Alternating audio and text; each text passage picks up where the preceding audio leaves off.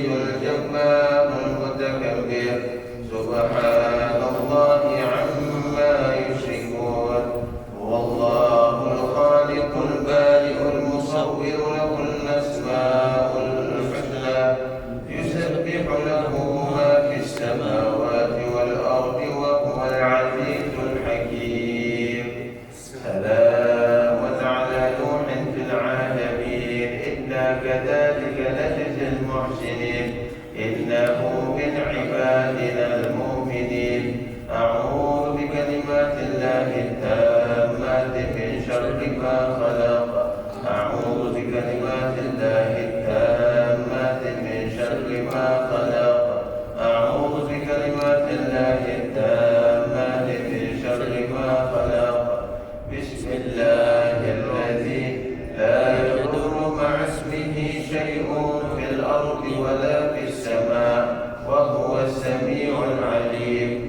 بسم الله الذي لا يضر مع اسمه شيء في الأرض ولا في السماء وهو السميع العليم بسم الله الذي لا يضر مع اسمه شيء في الأرض ولا في السماء وهو السميع العليم اللهم إني أسألك منك في نعمة وعافية وستر فأدخل نعمتك علي وعافيتك وسترك في الدنيا والآخرة اللهم إني أسألك منك في نعمة وعافية وستر فأدخل نعمتك علي وعافيتك وسترك في الدنيا والآخرة اللهم إني أسألك منك في نعمة وعافية وستر فأدخل نعمتك علي وعافيتك وسترك في الدنيا والآخرة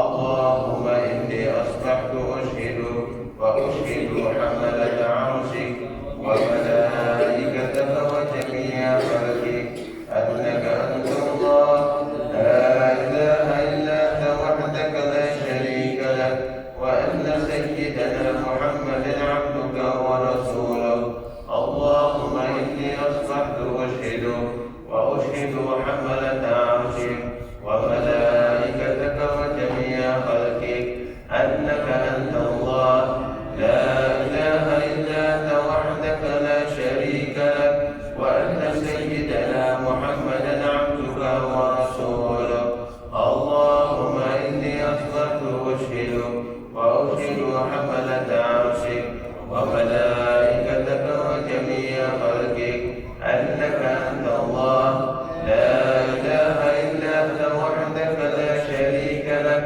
وأن سيدنا محمدا عبدك ورسولك اللهم إني أصبحت أشهدك وأشهد حملة عرشك وملائكتك وجميع خلقك أنك أنت الله لا إله إلا أنت وحدك لا شريك لك وأن سيدنا محمدا عبدك ورسولك الحمد لله رب العالمين حمدا يوافي نعمه ويكافئ مزيدا الحمد لله رب العالمين حمدا يوافي نعمه ويكافئ مزيدا الحمد لله رب العالمين حمدا يوافي نعمه ويكافئ مزيدا آمنت بالله العظيم وكفرت بالجبت والطاغوت واستمسكت بالعروة الوثقى لا انفصام لها والله سميع عليم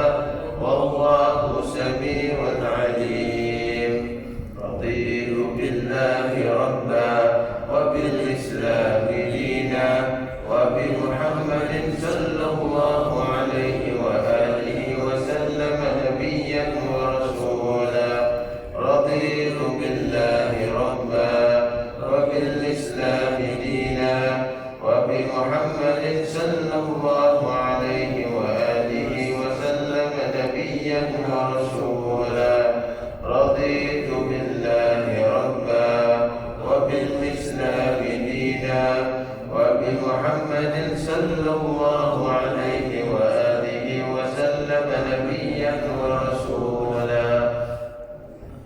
حسبي الله لا إله إلا هو عليه توكلت وهو رب العرش العظيم. حسبي الله لا إله إلا هو عليه توكلت وهو رب العرش العظيم. حسبي الله لا إله إلا هو عليه توكلت وهو رب العرش العظيم. حسبي الله لا إله إلا هو عليه توكلت وهو رب العرش العظيم. حسبي الله لا إله إلا هو عليه توكلت وهو رب العرش العظيم. حسبي الله لا إله إلا هو عليه توكلت وهو رب العرش العظيم. حسبي الله لا إله إلا هو عليه توكلت وهو رب العرش العظيم. اللهم صل على سيدنا محمد وآله وصحبه وسلم. اللهم صل على سيدنا محمد وآله وصحبه وسلم. اللهم صل على سيدنا محمد وآله وصحبه وسلم. اللهم صل على سيدنا محمد وآله وصحبه وسلم. اللهم صل على سيدنا محمد وآله وصحبه وسلم. اللهم صل على سيدنا محمد وآله وصحبه وسلم. اللهم صل على سيدنا محمد وآله وصحبه وسلم. اللهم صل على سيدنا محمد وآله وصحبه وسلم. اللهم صل على سيدنا محمد وآله وصحبه وسلم. اللهم صل على سيدنا محمد وآله وصحبه وسلم. اللهم إني أسألك من فجاءة الخير وأعوذ بك من فجاءة الشر. اللهم أنت ربي لا إله إلا أنت خلقتني وأنا عبدك وأنا على عهدك ووعدك ما استطعت. أعوذ بك من شر ما صنعت. أبوء لك بنعمتك علي وأبوء بذنبي فاغفر لي فإنه لا يغفر الذنوب إلا أنت. اللهم أنت ربي لا إله إلا أنت عليك توكلت وأنت رب العرش العظيم. ما شاء الله كان وما لم يشاء لم يكن ولا حول ولا قوة إلا بالله العلي العظيم. اعلموا أن الله على كل شيء قدير وأن الله قد أحاط بكل شيء علما. اللهم إني أعوذ بك من شر نفسي ومن شر كل دابة أنت آخذ بناصيتها. إن ربي على صراط مستقيم. يا حي يا قيوم برحمتك أستغيث ومن عذابك أستجير. أصلح لي شأني كله ولا تكلني إلى نفسي ولا إلى أحد من خلقك طرفة عين. اللهم إني أعوذ بك من الهم والحزن وأعوذ بك من العجز والكسل وأعوذ بك من الجبن والبخل وأعوذ بك من غلبة الدين وقهر الرجال. اللهم إني أسألك العافية في الدنيا والآخرة. اللهم إني أسألك العفو والعافية والمعافاة الدائمة في ديني ودنياي وأهلي ومالي. اللهم استر عوراتي وآمن روعاتي. اللهم احفظني من بين يدي ومن خلفي وعن يميني وعن شمالي ومن فوقي. وأعوذ بعظمتك أن أغتال من تحتي. اللهم أنت خلقتني وأنت تهديني وأنت تطعمني وأنت تسقيني وأنت تميتني وأنت تحييني وأنت على كل شيء قدير.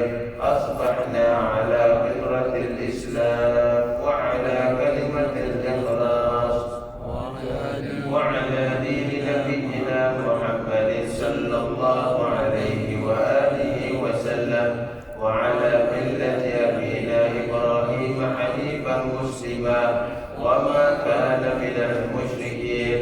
اللهم بك أصبحنا وبك أمسينا وبك نحيا وبك نموت وعليك نتوكل وإليك النشور.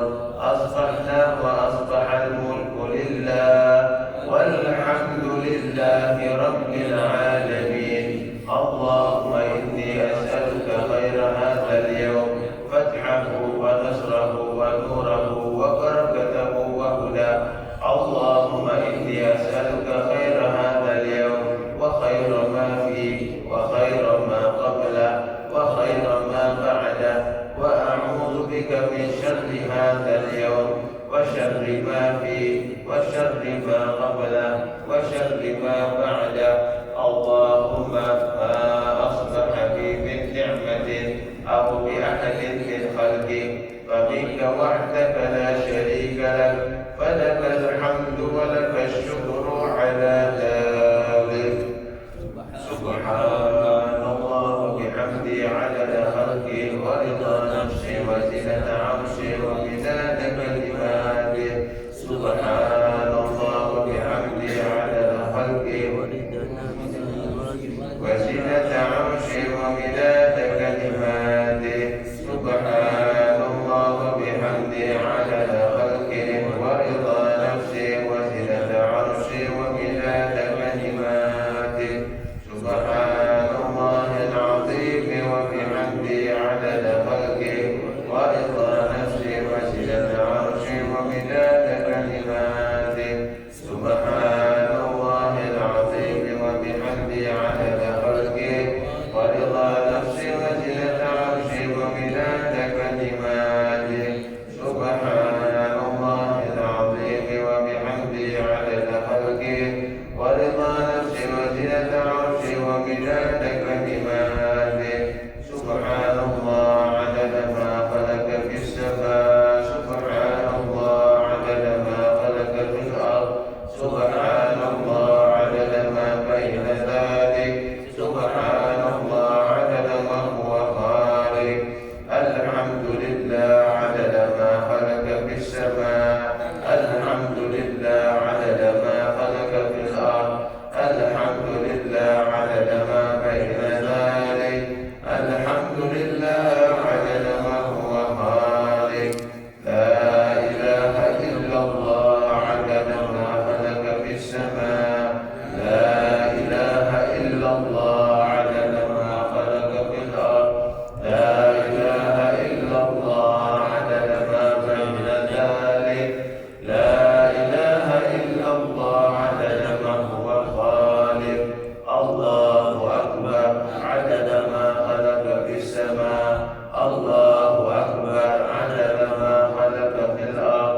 الله أكبر عدد ما بين ذلك. الله أكبر عدد ما هو خالق.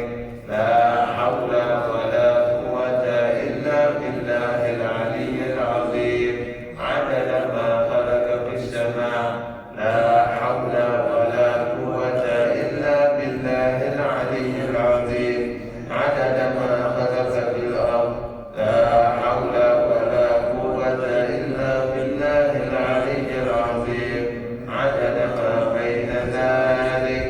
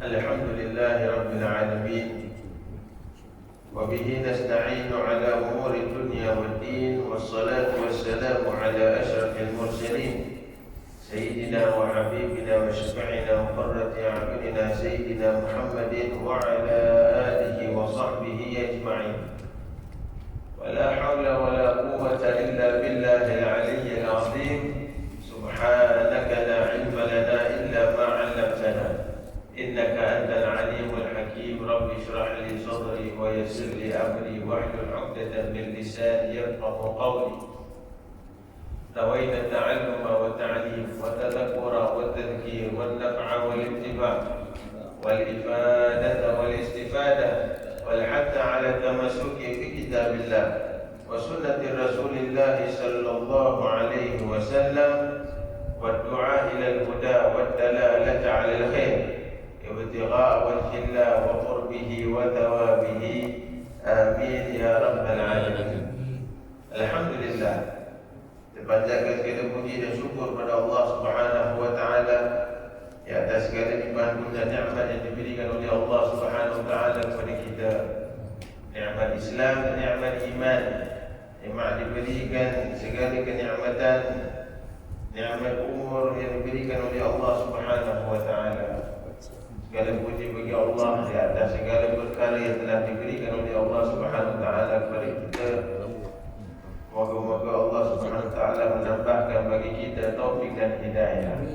Moga Allah menambahkan kita amalan ibadah kita kepada Allah. Moga-moga Allah Subhanahu wa taala membersihkan hati kita dari segala kekotoran.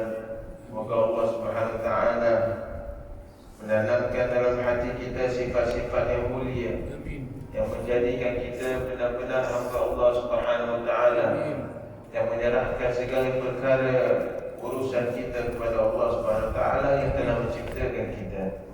Dan moga Allah Subhanahu wa taala memberikan kita ketenangan jiwa, ketenangan hati, ketenangan sanubari, yang memberikan kita ketenangan di dalam melakukan ibadah kepada Allah Subhanahu wa taala. Moga-moga Allah menjadikan majlis kita asbab untuk kita menuju ke syurga Allah Subhanahu wa taala. Moga majlis ini menjadi majlis yang dipandang oleh Allah Subhanahu wa taala, majlis yang diberikan rahmat, diturunkan rahmat dan kemuliaan oleh Allah. Moga Allah mengangkatkan derajat kita di sisinya. Moga Allah Subhanahu wa taala mengampunkan dosa-dosa kita. Moga Allah Subhanahu wa taala memudahkan urusan-urusan kita. Moga Allah Subhanahu wa taala melapangkan bagi kita rezeki-rezeki kita. Moga Allah Subhanahu wa taala memberikan segala kebaikan bagi kita di dunia dan di akhirat. Dan moga-moga Allah Subhanahu wa taala memberikan kita husnul khatimah, akhirat yang baik yang diterima oleh Allah Subhanahu wa taala. Dan moga Allah membangkitkan kita di hari kiamat kelak bersama baginda Nabi Muhammad sallallahu alaihi wasallam insyaallah. Amin ya rabbal alamin.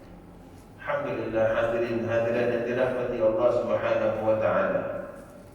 Kita akan sambung pada pelajaran kita kitab Minhajul Abidin karangan Al-Imam Hujjatul Islam Al-Ghazali rahimahullah taala. Moga-moga Allah merahmatinya dan moga-moga Allah memberikan kita manfaat daripada ilmunya di dalam dunia, dunia dan di akhirat kita insya-Allah. Sambungan kita pada muka surat 287.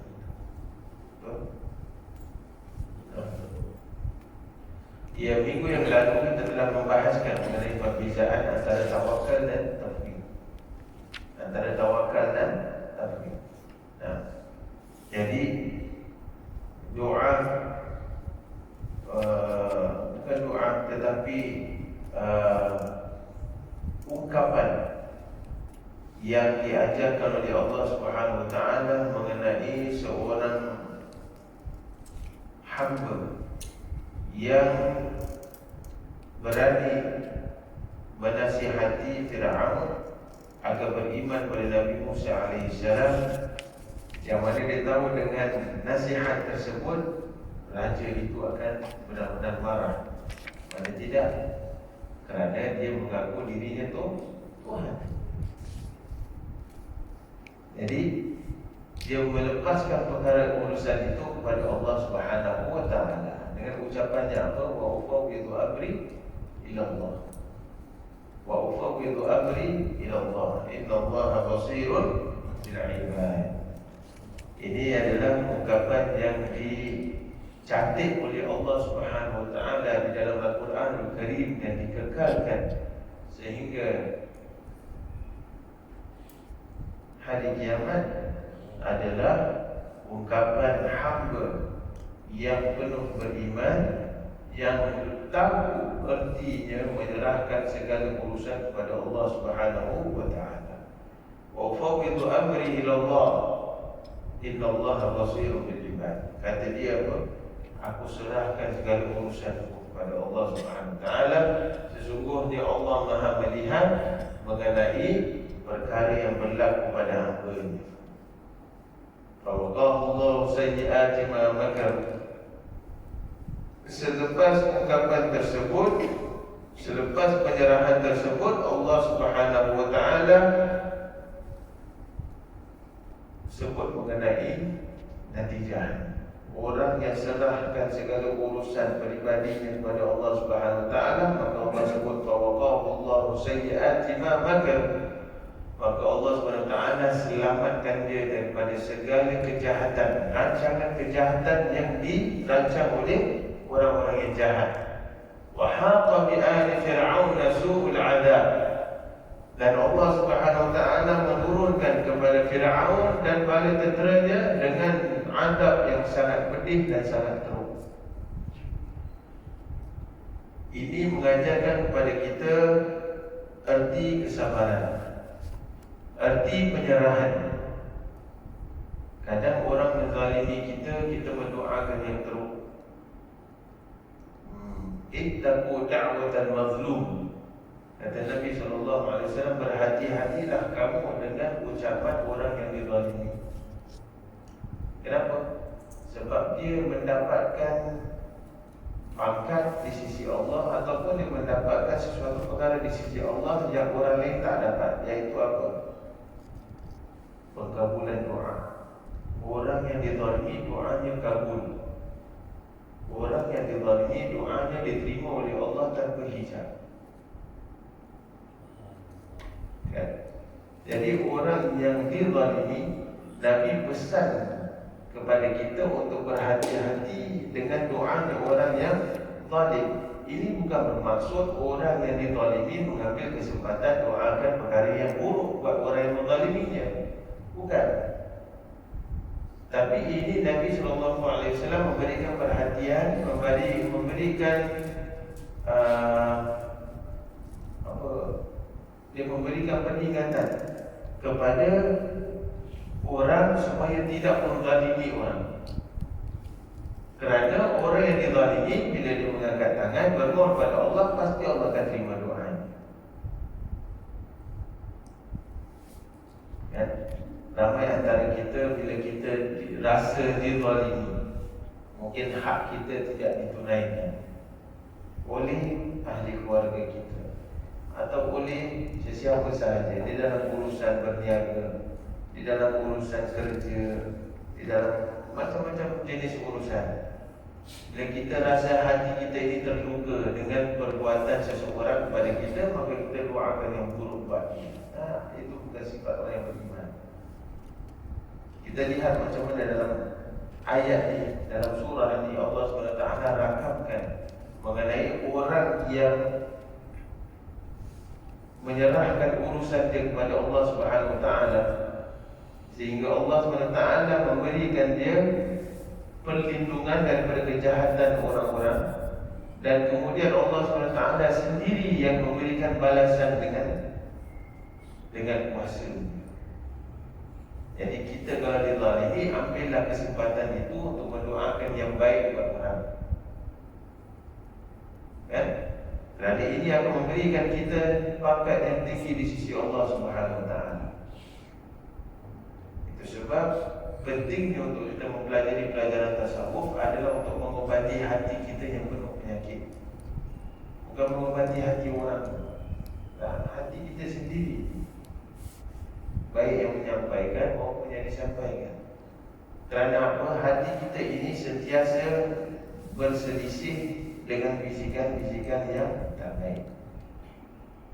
Kan kita dah tahu kan hati kita ini mempunyai beberapa macam bisikan. Ada bisikan daripada Allah Subhanahu Wa Taala, ada bisikan daripada malaikat, ada bisikan daripada nafsu, ada bisikan daripada syaitan. Jadi kita masih setiap kali dan kadang kita ni dalam keadaan bingung. Ini dengan bisikan daripada mana? Jadi perkara yang kita belajar ini mengajarkan kepada kita supaya kita memadamkan ego yang ada dalam diri kita yang sentiasa membuatkan kerosakan untuk diri kita. Baik, jadi orang yang menyerahkan segala keurusannya kepada Allah Subhanahu Wa Taala tidak pernah akan menyesal. Tidak pernah akan menyesal. Ini mesejnya. Maka itu Allah Subhanahu Wa Taala merakamkan perkara ini. Maka Allah memelihara dan melindunginya dari tindakan jahat Fir'aun. Bahkan Fir'aun dan pengikutnya ditimpa bencana yang sangat dahsyat, ditenggelamkan oleh Allah SWT di dalam lautan. Sedangkan dia, iaitu hamba yang baik tadi, dia selamat dari bencana itu. Demikian juga dengan Nabi Musa AS. Baginda selamat sampai ke seberang lautan. Oleh itu, kata Imam Ghazali, dia berserah kepada Allah, maka Allah pun memeliharanya dan memeliharanya dari keburukan dan kecelakaan. Dia mendapatkan kemenangan dari musuh, iaitu Fir'aun dan pengikutnya, sehingga dia sampai kepada tujuan.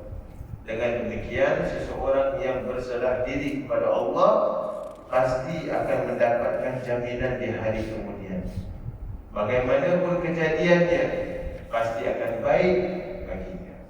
Orang yang menyerahkan urusannya kepada Allah Subhanahu Wa Taala tidak pernah akan menyesal dengan penyerahannya.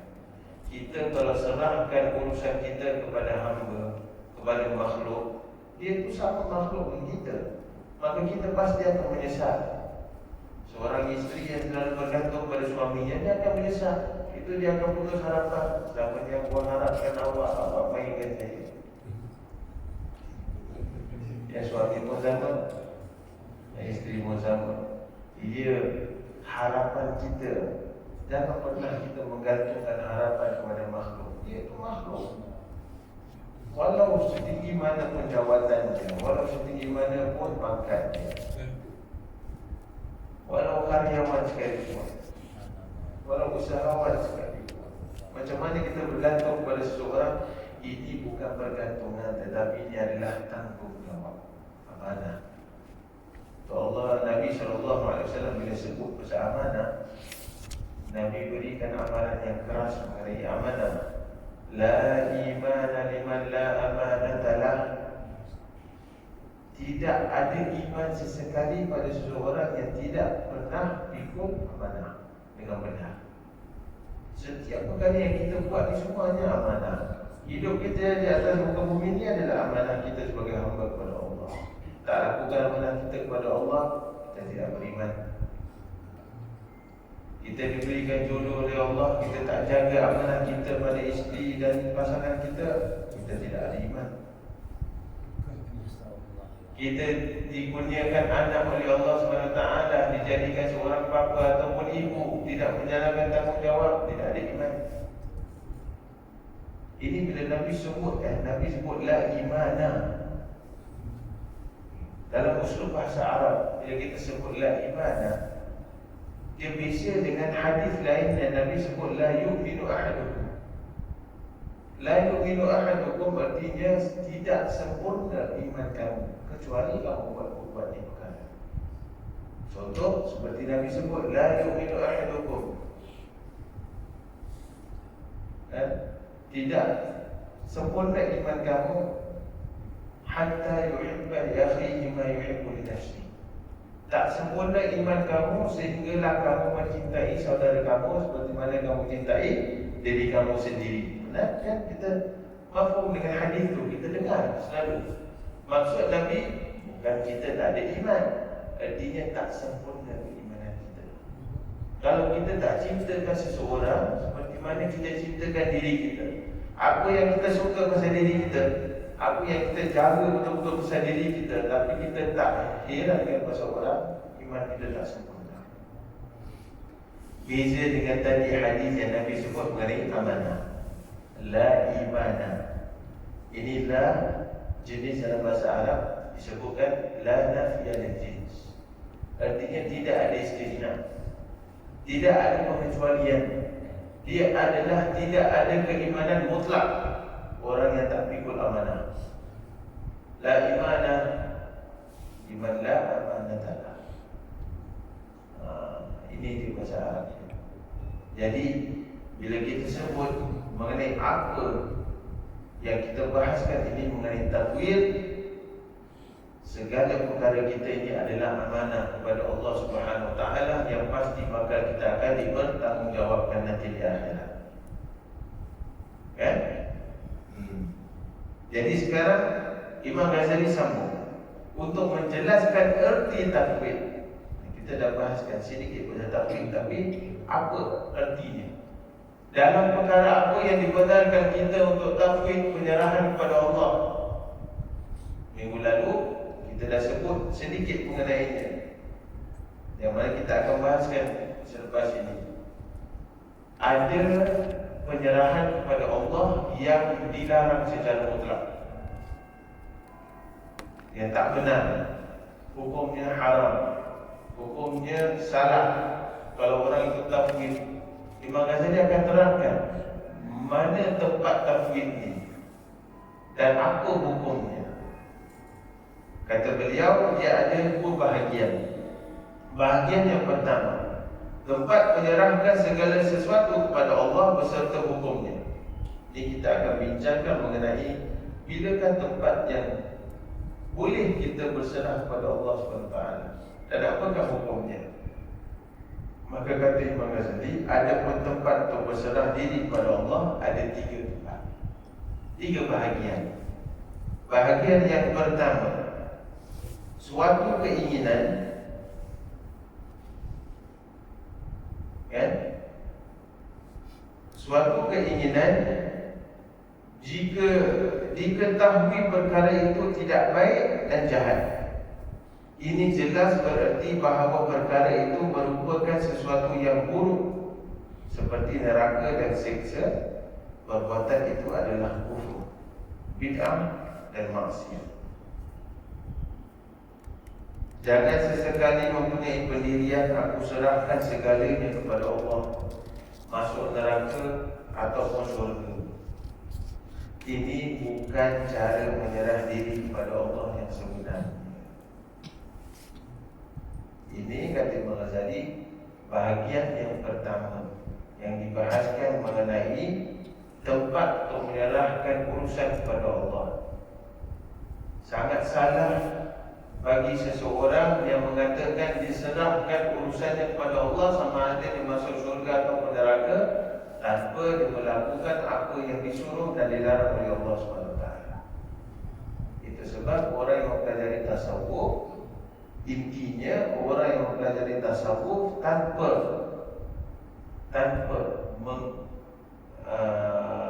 mengulumkan syariat, maka dia akan mendapatkan kesesatan.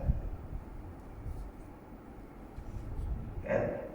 Pentingnya syariat itu dan hukum hakam yang telah diturunkan oleh Allah Subhanahu Wa Taala, dia yang akan membimbingkan seseorang itu menuju ke jalan siratal mustaqim.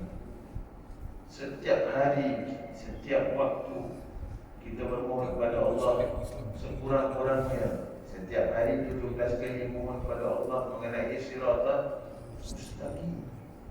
Ini jalan yang lurus, bukan mudah. Kerana hati kita sentiasa dibolak-balik, jiwa kita sentiasa ragu-ragu dengan perbuatan, dengan bisikan. Jadi hati kita ni susah nak kita kontrol, kan? Jadi sini Allah Imam Ghazali pesan kepada kita, kalau kita serahkan urusan syurga dan neraka kepada Allah tanpa tanpa kita melakukan usaha, tanpa kita melakukan perkara yang disuruh oleh Allah dan dilarang oleh Allah, ini adalah penyerahan yang batil. Batil. Salah. Bukankah pernah kita mendengar orang yang mengatakan, dah tak apa, aku tak solat pun tak apa, aku nak buat perkara yang buruk pun tak apa, biar Allah SWT yang tentukan. Kalau begitu ungkapannya, soalannya, Allah turunkan syariat kepada Nabi Muhammad, buat apa? Buat apa? Hukum hakam diterangkan oleh Allah SWT, buat apa?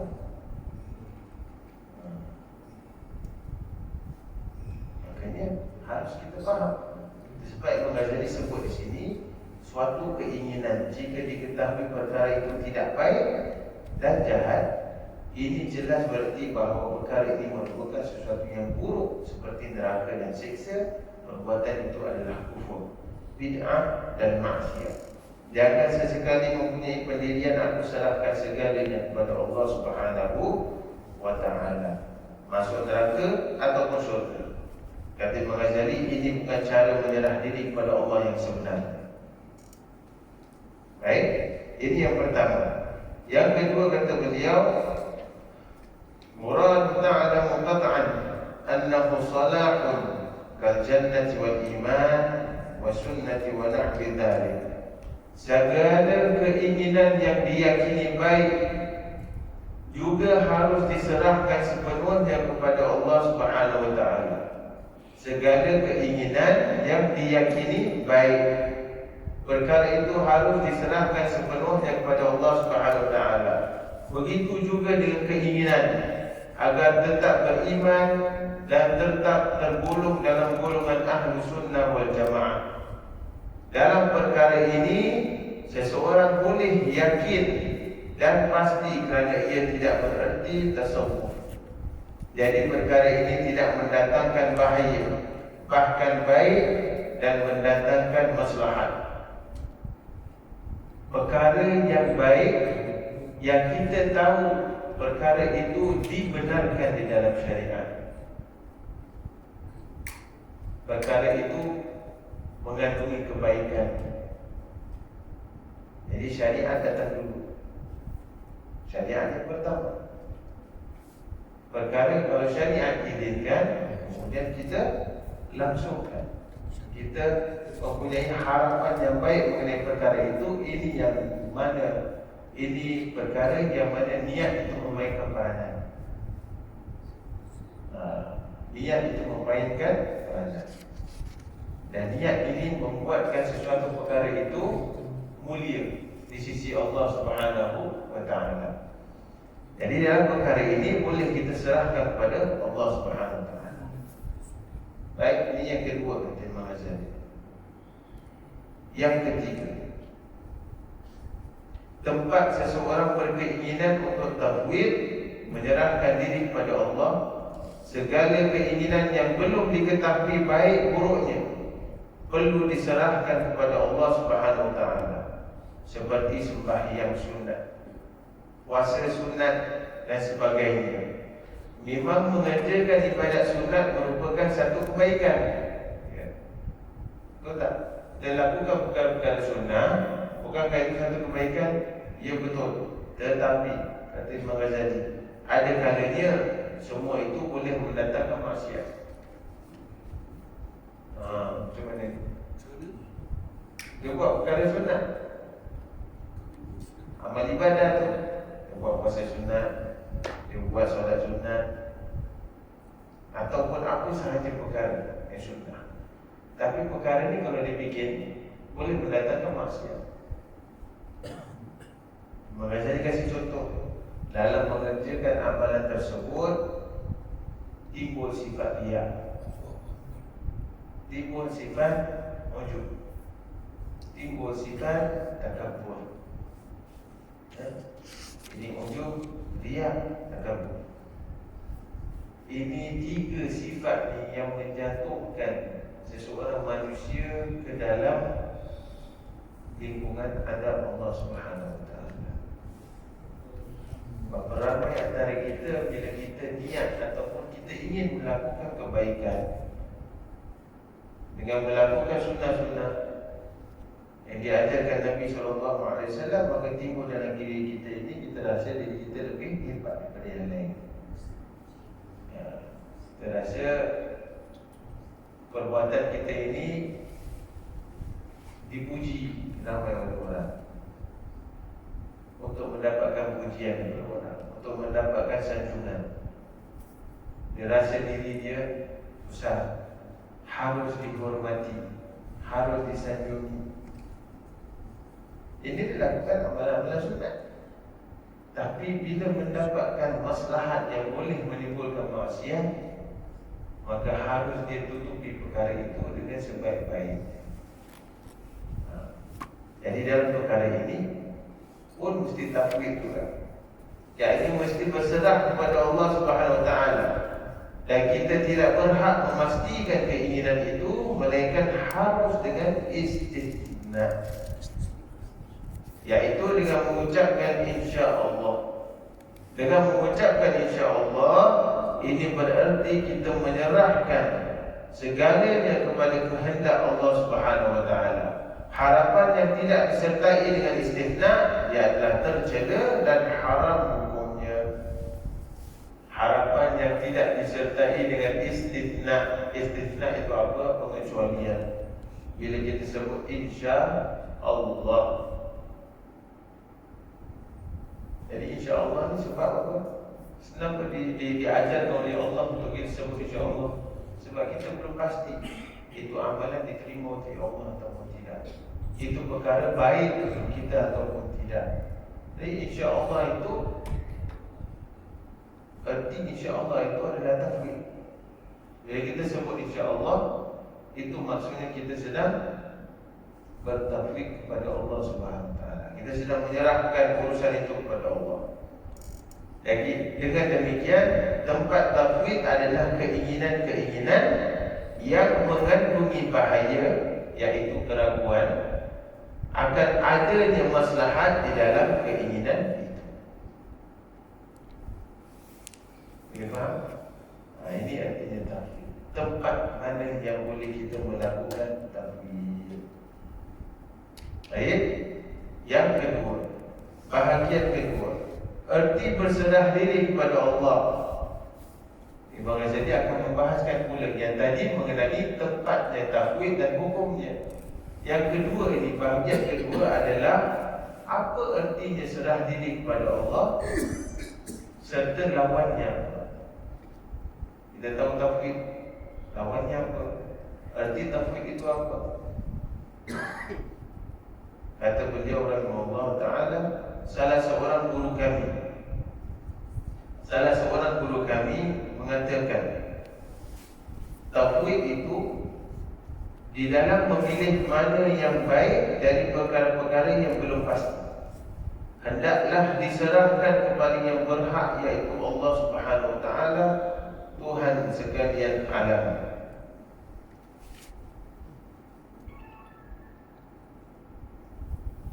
Baik, dalam memilih mana yang baik dari perkara-perkara yang belum pasti, hendaklah diserahkan kepada yang berhak, iaitu Allah Subhanahu Wa Taala, Tuhan sekalian alam. Syekh Abu Muhammad As-Sajari mengatakan, pilihan yang mengandungi bahaya hendaklah kamu serahkan kepada pemilih agung, agar dia memilih yang baik bagimu. Berkata pula Syekh Abu Umar, tinggalkan sifat tamak, iaitu harapan yang tidak baik. Dan tamak artinya menghadapi sesuatu yang mengandungi bahaya. Tamak artinya menghendaki sesuatu yang mengandungi bahaya, iaitu paksaan. Imam Ghazali kata, kami ingin menerangkan sedikit tambahan di sini. Menyerahkan diri kepada Allah berarti memohon kepada Allah agar dia memelihara kita dari apa-apa yang baik dalam perkara-perkara yang mengandungi bahaya. Lawan daripada tafwid adalah tamak. Dan tamak itu pada umumnya mempunyai dua erti. Jadi lawan daripada tafwid ini adalah tamak. Apa urusannya tafwid dengan tamak? Bila tafwid itu kita menyerahkan urusan kepada Allah Subhanahu Wa Taala, baik dan buruknya serahkan kepada Allah. Lawannya daripada tafwid kata Imam Ghazali adalah at-tamak. Dan tamak ini mempunyai dua erti. Kita selalu dengar tamak itu tamak. Tamak dalam bahasa Arab juga sama seperti bahasa Melayu tamak. Selalu bila kita dengar perkataan tamak, kita tahu maksudnya buruk kan? Apa pengertian tamak? Lebih. Menginginkan sesuatu lebih daripada apa yang diperlukan. Kan? Yang ada cikgu bahasa Melayu. Serakah. Itu definisinya tamak. Serakah. Serakah. Serakah.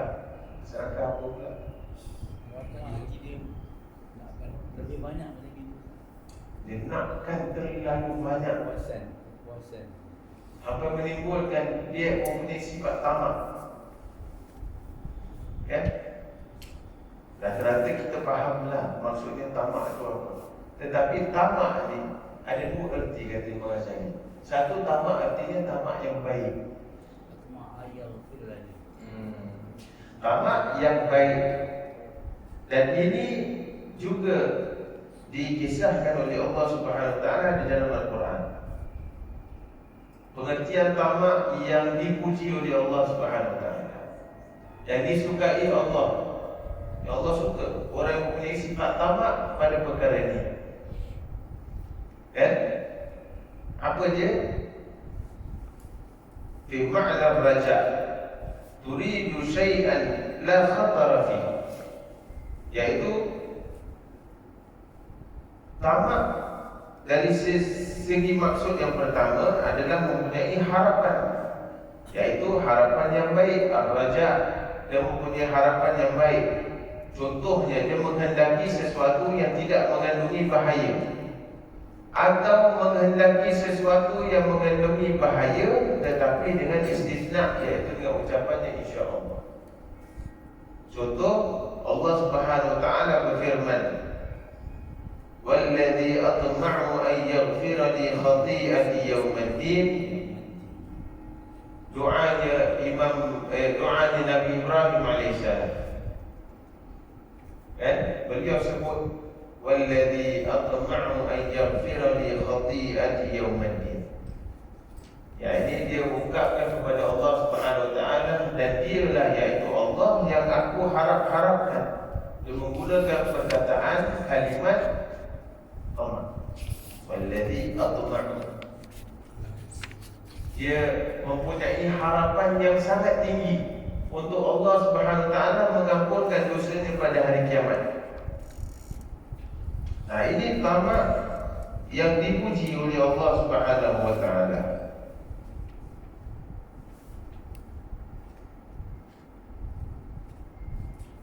Kan? Ini sifat tamak yang dipuji oleh Allah Subhanahu Wa Taala.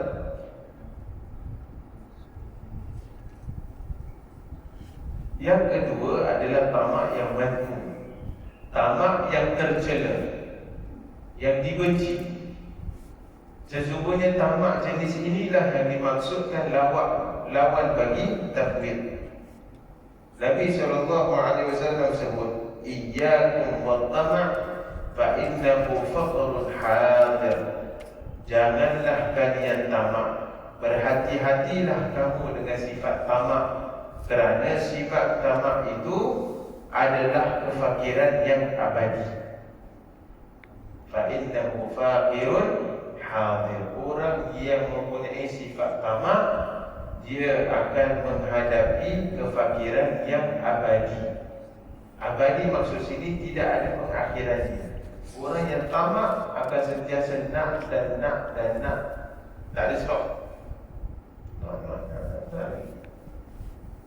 Ini tamak. Dan ini sifat yang tercela, sangat tidak disukai oleh Allah Subhanahu Wa Taala. Ini sifat semula jadi manusia. Tamak otomatik ada. Manusia dilahirkan dia ada di sifat. Macam mana nak kontrol ni sifat? Dia perlu belajar ilmu kan? Hanya dengan ilmu dia tahu macam mana nak kontrol diri dia dari sifat tamak. Fakir di sini berarti fakir hati dan bukan fakir hati. Apa maksudnya fakir hati? Fakir hati berarti bahawa hatinya sentiasa tidak akan merasa cukup. Ini lawan daripada qanaah. Orang yang hati dia ada sifat qanaah, dia rasa cukup dengan apa yang Allah SWT berikan. Kalau tamak, dia tak rasa cukup. Nak lagi. Ada pula yang mengatakan celaka dan rusak agama kerana tamak, sedangkan pemelihara agama adalah wara'. Lawan daripada tamak adalah wara'. Dan wara' ini mempunyai banyak arti. Banyak sekali pengertian mengenai wara'. Dan antaranya berkata Yahya bin Mu'adz rahimahullah ta'ala, al-wara'u ala wajhain. Wara' itu ada dua wajah. Yakni wara' itu ada dua arti, dari dua segi. Wara'un fil zahir, adapun wara' dari segi zahir, alla yataharrak illa lillah. Adapun wara' dari segi zahir adalah dia itu tidak melakukan sesuatu pergerakan kecuali kerana Allah Subhanahu Wa Taala. Jalannya, duduknya, bangunnya, makannya, tidurnya, semua itu kerana Allah. Itu menunjukkan kewarakannya. Tidak ada melakukan sesuatu pergerakan kecuali pergerakan itu tujuannya adalah untuk mendapatkan keridaan Allah SWT. Ini warak. Jadi dia bekerja. Kerjanya untuk apa? Apa tujuan dia kerja? Dalam setiap pergerakan dia melakukan pekerjaan maupun bisnesnya, dia lakukan perkara itu untuk menunaikan hak bisnes yang telah Allah SWT syariatkan, bukan untuk mendapatkan kekayaan, bukan untuk tipu orang, bukan untuk macam-macam lagi perkara. Orang-orang dia akan berhati-hati dalam segala pergerakannya itu, jalannya menuju ke mana, tujuannya untuk apa, untuk siapa dia bergerak. Percakapannya juga begitu, pemandangannya juga begitu. Alla yataharrak illa lillah. Ini secara zahir. Ataupun secara batin, wa huwa alla yudkhala qalbak illa Allah. Dia tidak memasukkan sesuatu di dalam hatinya kecuali Allah Subhanahu Wa Taala. Ini warak batin. Tak ada satu perkara yang dapat menyelubungi hatinya kecuali Allah Subhanahu Wa Taala. Okay. Ini salah satu daripada arti warak. Yang kedua, qala Abu Muhammad Abdul Aziz, berkata Abu Muhammad Abdul Aziz rahimahullah, i'lam anna al-wara', ketahuilah sesungguhnya wara' itu alla yakuna bainaka wa bainal khalqi nisbatun. Wara' itu adalah engkau tidak membezakan dirimu dan diri manusia, diri makhluk yang lain di dalam apa pun perkara yang terjadi antara kamu berdua, walaupun di dalam pemberian, di dalam pengambilan, di dalam penerimaan, di dalam penolakan. Apa kita punya muamalah dengan manusia, antara kita dengan manusia yang lain ataupun makhluk yang lain, I dengan you ni tak ada beza. Ini makhluk Allah, you ni pun makhluk Allah. Jadi apa beza dia? Ini contoh kalau kita berbual secara bahasa ataupun secara general. Saya general. Kalau yang pembeli dengan penjual, contohnya pembeli akan selalu kata, apa? Bukan dia kata saya beli. Dia kata buyer is always right. Yang penjual selalu salah, yang beli selalu betul. Customer is always right. Dia pandangkan diri dia sebagai orang yang membayar, kau mesti jadi khadam kepada aku. Faham tak contoh dia? Yang apa yang aku nak, kau mesti fulfill. Kau tak fulfill, ini bukan warak.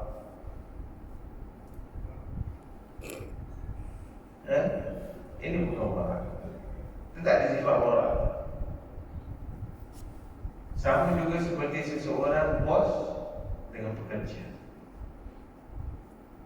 Betul tak? Kalau bos memang demand ataupun bila orang tu, contoh, dia mesti orang yang warak ni apa?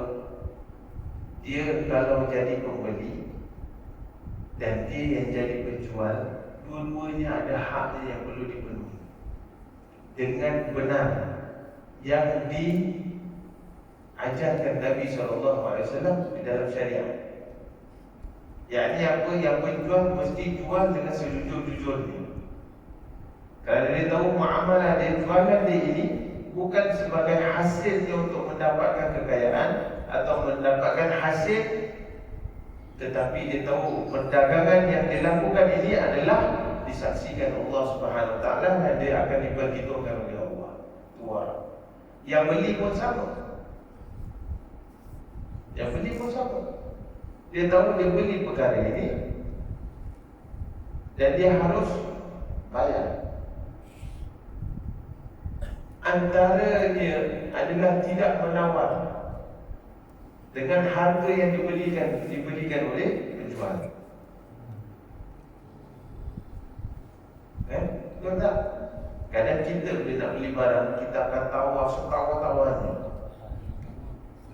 Itu bukan warak. Itu bukan warak. Ini kita harus lihat dan kita harus belajar. Jadi warak itu tamak. Orang yang tawar ni kenapa? Dia tamak, dia nak untung.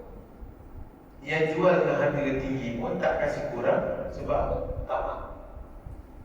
Ini kan perlukan kepada apa? Dia perlukan kepada mutual understanding. Dia perlukan kepada dua-dua pihak saling setuju. Maka itu dalam bab muamalah, dalam fiqhul muamalah, perlu kepadanya ijab dan kabul. Supaya apa? Supaya timbul warak. Jadi tak ada saling mempunyai niat untuk tipu antara satu sama lain. Yang beli pun sama, yang jual pun sama. Bukankah Allah SWT sebut di dalam Quran mengenai sifat al-mutaffif? Wailul lil mutaffifin alladzina idza iktalu 'alan nas yastawfun wa idza kaluhum aw wazanuhum yukhsirun. Betul tak? Allah SWT memberikan amaran yang keras. Wailul lil mutaffifin. Celakalah dan sangat celakalah orang yang mutaffif. Siapa tu? Idza iktalu 'alan nas yastawfun. Dia kalau nakkan sesuatu daripada orang, dia nakkan yang paling banyak. Wa idza kaluhum aw wazanuhum yukhsirun. Bila dia jual satu perkara, dia akan kurangkan seberapa banyak yang dia boleh kurang. Bukankah ini tawar menawar? Bahaya. Jadi yang tawar banyak sangat pun salah, yang jual harga tinggi sangat pun salah. Kerana dia tidak memenuhi hak bagi yang penjual dan pembeli. Itu sebablah ini datangnya warak. Jadi yang beli tahu dia punya hak dan dia akan jadi pembeli yang sebaik-baiknya di sisi Allah dan Rasulnya. Begitu juga yang menjual. Yang bekerja pun sama. Bos dengan employee. Bukan bos yang baik kalau dia selalu cakap I'm the boss, you are the worker. You shut up and listen. Whatever I ask you to do. Tak. Bos yang baik, bos yang ada sifat warak, dia akan sentiasa dengar aku. Mungkin ada cerita, mungkin ada nasihat, mungkin ada perkara yang lebih baik yang disyorkan oleh pekerja dia. Dan pekerja itu dia tahu. Ini bos, macam mana pun dia makan gaji.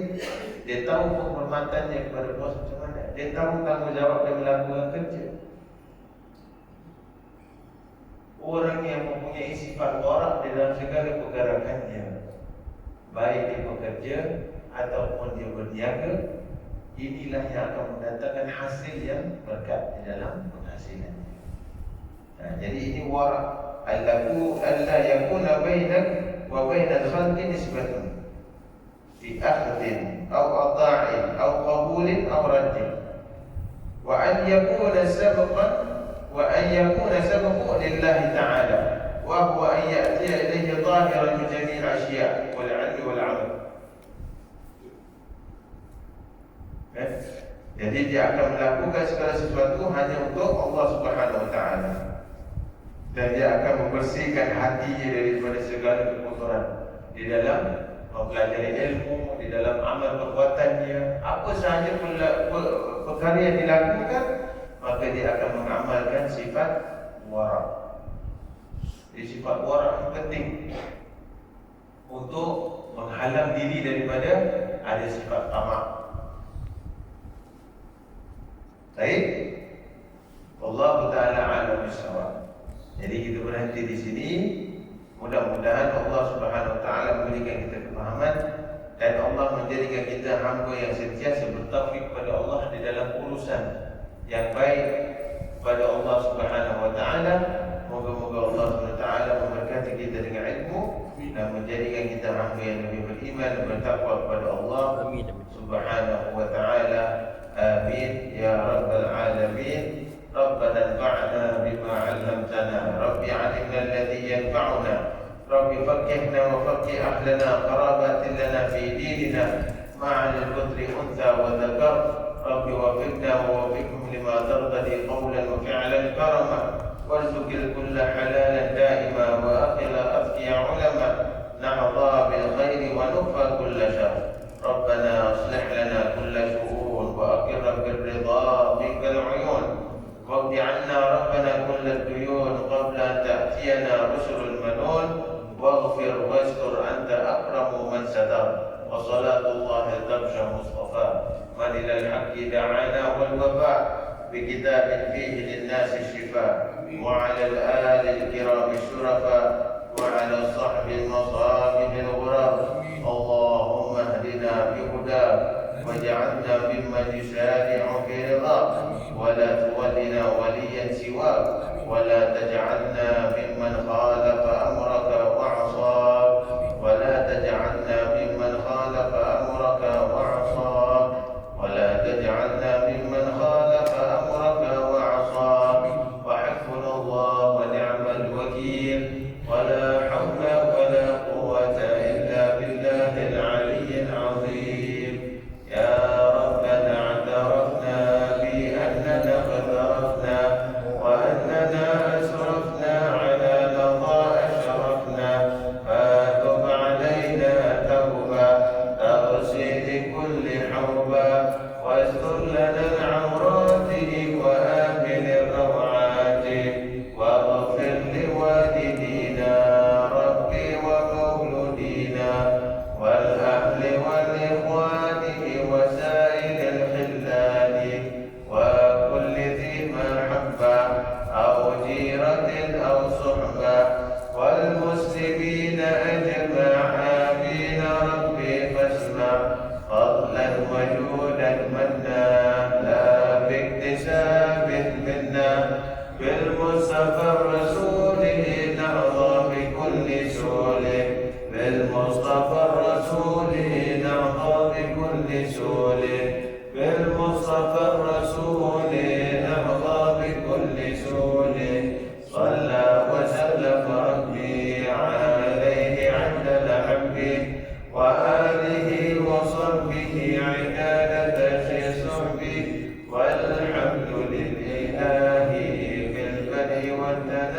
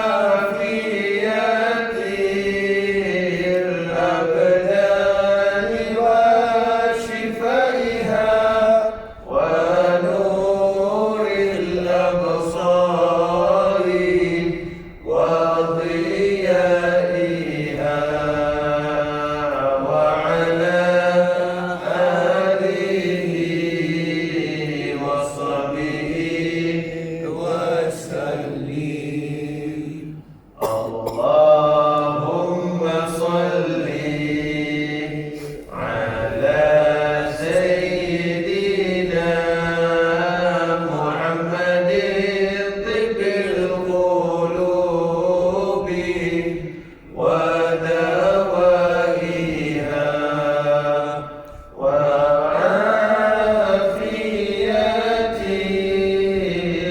الأبدان وشفائها ونور الأبصار وضيائها